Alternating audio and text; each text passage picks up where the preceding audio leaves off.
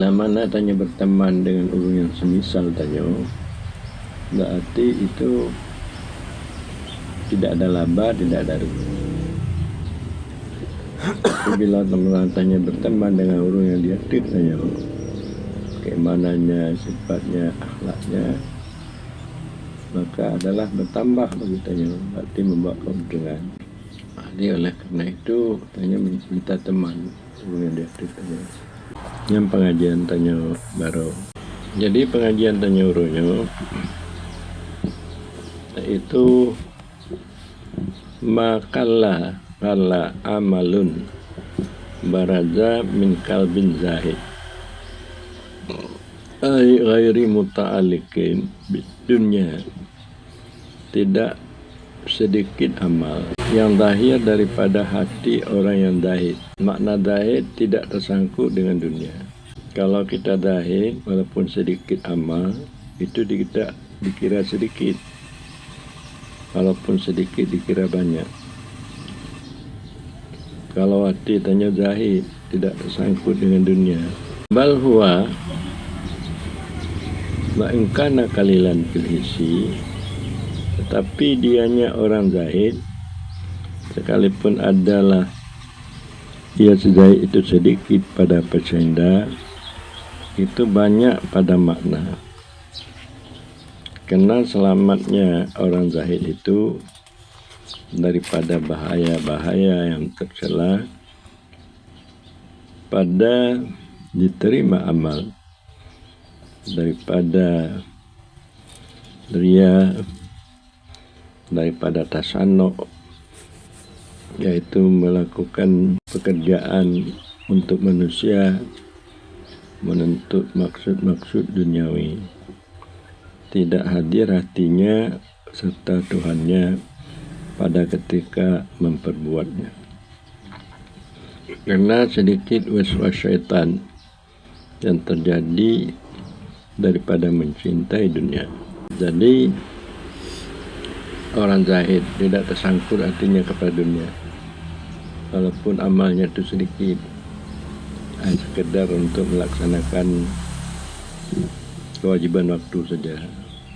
Sembahyang sunat kurang, duha, hana, itu jangan dikira walaupun sedikit amalnya itu dikira banyak. Karena mengapa amal orang zahid itu dia itu terlepas daripada bahaya-bahaya amal.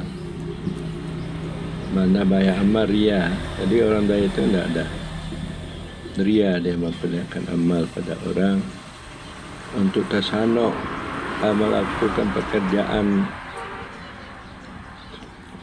untuk kepada manusia pegak-pegak doji. Padahal dalam kenyataan hana tasanuk bagi manusia itu juga bisa merusak amal dan juga menuntut maksud-maksud duniawi. Orang tidak zahid dia beramal untuk mendapat keuntungan-keuntungan dunia. Tidak ada hadir hatinya kepada Tuhannya pada ketika dia memperbuat amalan. Karena orang zahid itu sedikit waswas syaitan yang terjadi daripada mencintai dunia. Mencintai dunianya oleh waswas, mencintai pangkat dunia, mencintai peng, mencintai pengaruh, itu datang waswas dari syaitan. Jadi orang zahid karena dia mencintai dunia, tapi dia berdunia, tapi hanya mencintai dunia. Teman-teman anggap bahwa rendahnya hana arti mendapatkan dunia, dia itu mendapatkan dunia. Jadi pengertian ini ulama-ulama dulu baru dikira zahid pakaian hitam, dia hitam, kulit hitam, jadi terompah dari kain. Hanya jamu nilai yang dikira zahid, padahal bukan itu yang dimaksud zahid. Zahid hati. Walaupun tanya pakaian bagus, pengle, tapi ada tangku. Hati tanya pernah. Jadinya untuk mendapat makan zahidnya berat sih dia ni. Untuk menghilangkan cinta kepada dunia. Dan tidak dikira banyak amal yang lahir daripada hati yang ragib. Maknanya ragib orang yang gemar pada dunia. Dia gemar pada dunia, tapi puasa, sunatna, dempuna, tapi dia gemar pada dunia. Bahkan dia sekalipun adalah ia banyak pada pasenda, sedikit pada makna. Karena tidak selamatnya orang yang gemar kepada dunia daripada ma yang telah disebut. Selamat daripada riya, ujub, selamat daripada tasanno, selamat daripada menuntut maksud-maksud dunia. Hatinya tidak hadir kepada Allah. Walaupun dia itu banyak pengamalan, tidak bisa selamat daripada yang tersebut di atas. Dan terkadang dan sungguh dirawikan daripada Ibnu Mas'ud bahwasanya ia berkata, 2 rakaat daripada orang yang zahid yang tidak tersangkut hatinya kepada dunia lagi alim. 2 rakaat daripada zahid yang alim, bukan daripada bodoh, yang alim lebih baik daripada ibadat orang yang beribadat yang mujtahid. Dia tahu mengenai hukum, dia dapat membahas hukum. Dia beribadat, tapi dia mujtahid, tapi dia tidak ada zahid. Tadi ibadat orang yang zahid, yang alim maksudnya dia melakukan dengan syarat rukun, tahu sah batal. 2 rakaat yang dia lakukan lebih baik daripada ibadat orang yang beribadat yang mujtahid. Dia tahu dalam pembahasan hukum. Lebih baik itu hingga akhir masa selama-lama. Tadi 2 rakaat sembahyang orang zahid lebih bagus daripada ibadat orang yang beribadat yang mujtahid hingga akhir masa selama-lama. Jadi titel zahid ni yang perlu kita kejar. Husnul a'mal, bagus amal, dengan sunyinya amal daripada barang yang menghalangi ia barang akannya amal daripada diterima amal daripada apa itu sunyi daripada riya.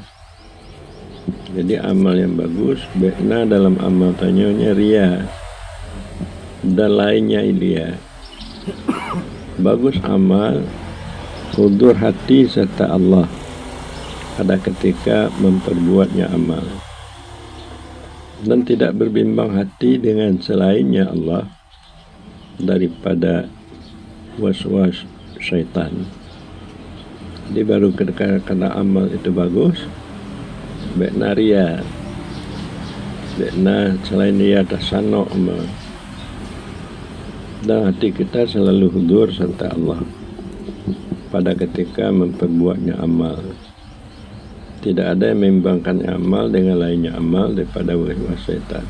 Buah-buah husnul ahwal, yaitu awal itu yang berdiri dengan hati. Awal itu pekerjaan hati daripada zuhud pada dunia, ikhlas bagi Allah, dengan bahwa dia mengkasatkan ia dengan amalnya akan ubudiyah Allah Ta'ala. Tidak menuntut, jangan menuntut engkau akan bahagian ajil, bahagian yang segera, dan tidak ada juga menuntut pahala yang akan datang. bagus ahwal yang terjadi daripada tahakkuk tamakun pada makam-makam inzal, yaitu pada makam-makam yang bertempat ianya makam yang turun ia pada hati orang arif. Dia yaitu makrifat dan mendatangkan akannya makrifat oleh Allah di atas hati adalah makrifat itu sebab pada meninggalkan dakwah tidak dia melengong kepada surga, tidak lagi dia lari daripada neraka. Karena bosnya murid, apabila hasil baginya murid oleh demikian, dia itu selalu bermurakabah, mengintip akan Tuhannya dengan hatinya, tidak berkasat dia dengan amalnya selain Tuhannya. Apabila hasil oleh demikian, bersihlah amal daripada ma yang menghalangi ia ma akan dia daripada diterima amal. Inilah hikmah seperti dalil bagi ma yang pada sebelumnya. Dan tak kala adalah perkara-perkara yang terbudi, tidak terjadi ia pada kebiasaan, melainkan dengan banyak berzikir dan mengekalkan di atasnya zikir.